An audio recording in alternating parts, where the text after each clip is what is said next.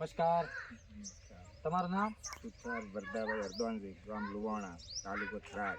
બરાબર. આપણે કઈ વેરાયટીનું વાવેતર છે? વાવેતર કાવેરી કાવેરી 5207. 5207 વાયેલો છે.